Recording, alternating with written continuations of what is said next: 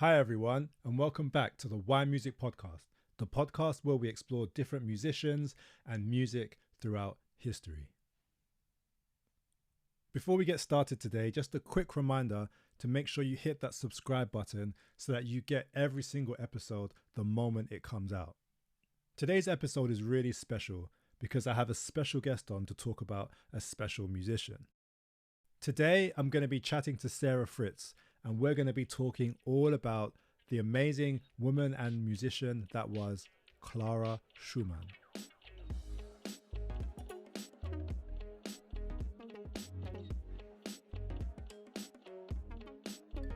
Hi, how you doing?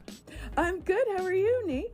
I'm good, thank you. I'm really happy that you've come and joined us today. I'm so happy to be here.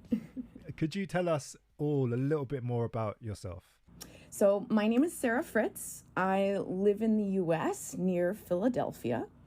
I'm a musician and a music teacher. I'm also a singer and a writer, and I really like talking about the composers who weren't taught to me when I was in school, when I was younger, composers who wrote really great music, but never became famous and had difficulty gaining respect because of who they were. And I especially love talking about my favorite composer, whose name was Clara Schumann. Amazing. And that is why I dropped you a message, because I thought if we're going to talk about Clara Schumann, I have to speak to you about it and let everyone know who's listening who she was and why she's so important. So could you just give us a bit more information about her, for many people who might not have ever heard of Clara Schumann before? Yes, if you've never heard of Clara Schumann, she was a very famous composer and pianist in Germany in the 1800s. She was super famous back then and knew all the famous composers at the time who you may have heard of. She was friends with Felix Mendelssohn, Robert Schumann, who she married later, Johannes Brahms, Friedrich Chopin, Franz Liszt, and Richard Wagner were all people she knew and worked with. And she gave tons of concert tours. I'm talking about thousands of concerts in 10 different countries for 60 years. She was a really amazing pianist. And she also published over 30 works of music. And she came to England 16 times, or the UK. Oh, wow. She came to the UK 16 times. She even played for Queen Victoria at Buckingham Palace almost every time she was there.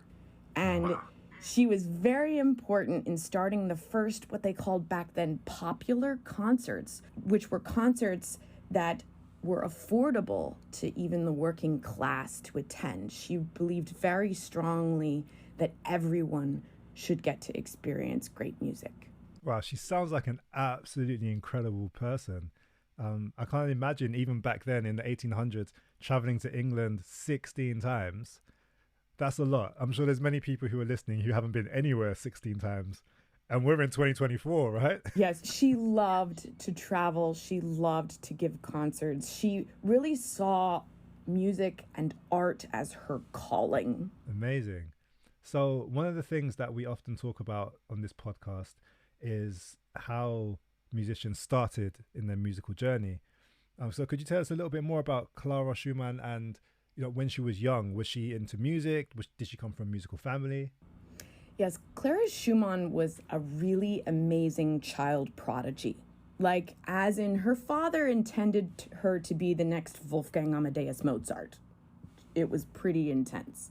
So she worked really hard from the age of 5, playing piano and studying music for like 3 hours a day. So she wasn't really allowed playtime with other children. She didn't ever really even went to normal school. But a surprising thing about her is that she didn't learn to speak really, or she didn't want to say any words until she was 5 years old. She was already reading music and improvising music at the piano before she was even talking in full sentences when she was 7 years old. And she also had a lisp that she talked with all of her life. But she was super, super smart, even though speech was not really her thing. She loved playing music so much and was so good at it and worked so hard that she played her first Mozart concerto when she was 8 years old. She published her first compositions when she was 11. As a teenager, she was already working so hard like a professional, playing on 30 concerts a year. And when she was 18 years old, she became internationally famous because she went to Vienna, and the Emperor of Austria loved her so much. He made her what was called the Imperial Court Virtuoso, which basically meant everyone called her the Queen of the Piano. I would love that if I was called like the king of something. That'd be amazing. Yes, I think she liked it very much. She owned it, owned the title. Could you tell us something really surprising about, like a fun fact about Clara? One of the things that I love most about Clara, that I was so surprised when I realized and shocked that I wasn't taught this in school, was that she composed her first piano concerto, which means solo piano and for orchestra, when she was only 13 years old. She started it and she finished it at 15, and she performed it and published it at age 16 with, perhaps you've heard of, Felix Mendelssohn conducting the premiere. And since she was only 16 years old when she did that, that means she was younger than all the famous white men canon composers, including Wolfgang Amadeus Mozart, when she did that. She was a pretty epic child prodigy. Wow. It sounds like even back then she was breaking barriers and she was doing things that, like you said, like not many women were doing at the time. Yes, she was breaking barriers for women and for musicians in general. And so let's just talk a little bit about her music. Do you remember the first time you ever heard a piece by Clara Schumann? I do remember the first time. I will never forget it. I was 19 years old and I was sitting in my song literature class, and my professor put up two songs with the same text. One was by the famous virtuoso pianist Franz Liszt, and the other was by Clara Schumann. And we went through all the criteria of what makes good German song according to the tradition of Schubert. And Clara Schumann's song, by those criteria, was far better than Franz Liszt's song. And so she sort of left us to think about the question, was Clara a better composer than one of the men who is famous in the canon? It was a big question for me at the time, and I had never even considered questioning the unwritten thing that I'd been taught, that the only great composers in history were supposedly white men.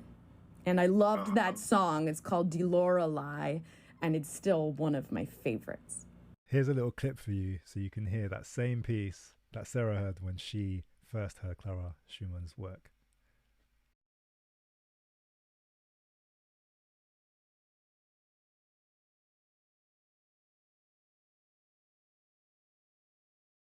I mean, that sounded amazing. Like, what is it for you that makes her music so good?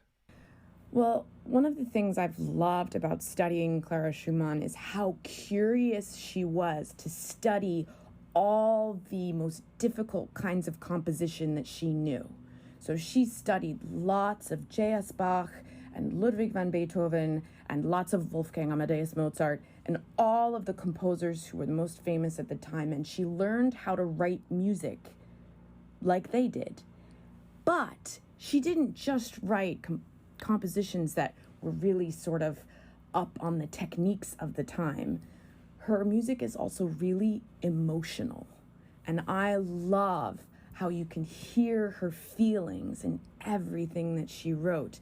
And she wasn't afraid of showing feelings like fear and passion and pain, and also beautiful emotions that make me feel like I'm being heard and my feelings are being heard in her music in a way I've never experienced listening to music, any of the famous music by the, quote, great white men composers.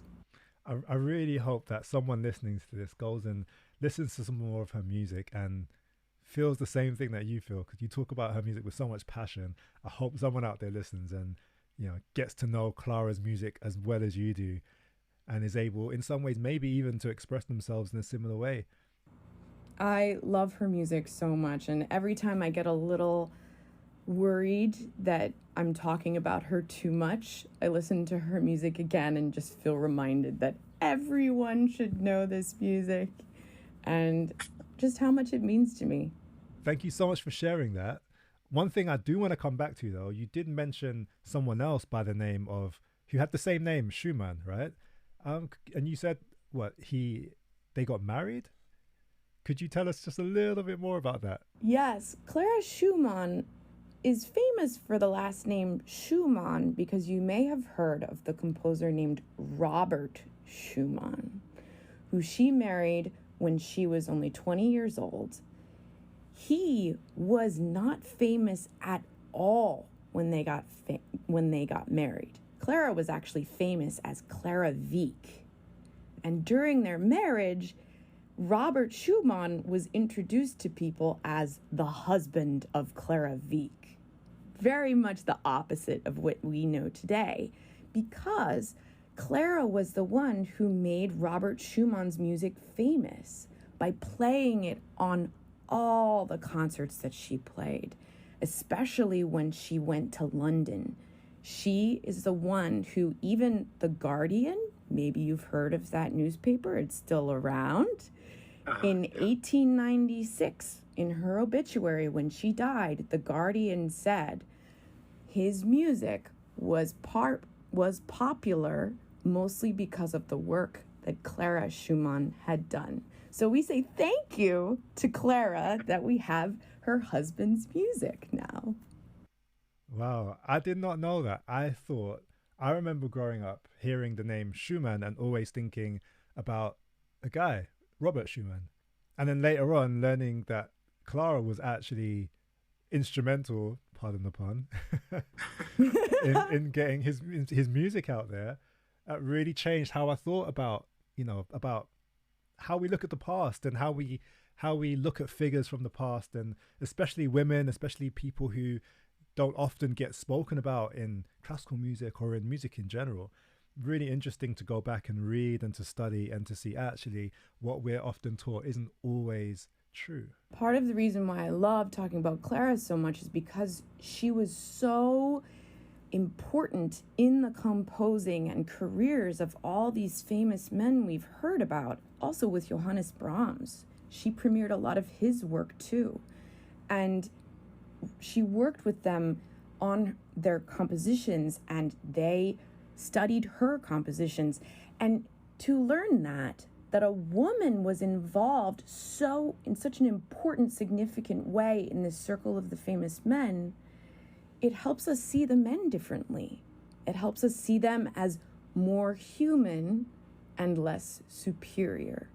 I couldn't agree with you more.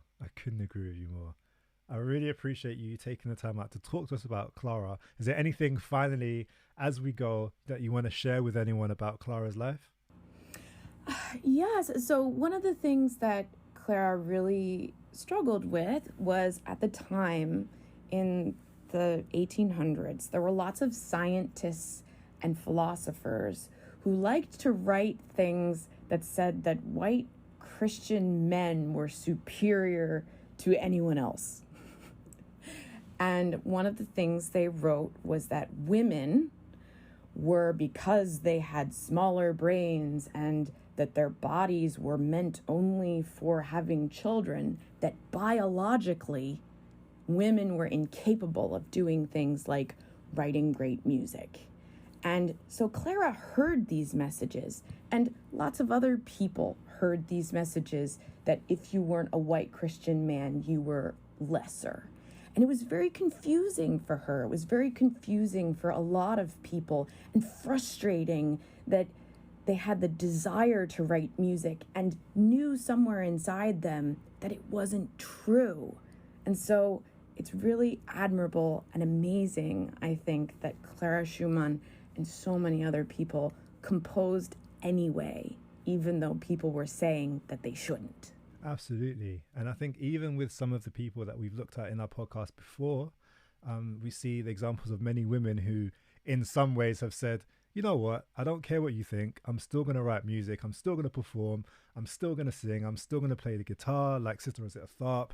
I'm still going to do whatever I want to do and nothing can stop me. And now we look back and we say thank you so much to those women because, for many women now, they look and they gain inspiration from them. For many men now, we look and we gain inspiration from them. From anyone, we look and we gain inspiration from them as people who just said, I'm going to do it. And then they were great at it and we can enjoy their music now. Yes, it's really amazing that they persevered and extremely inspiring for us today, too.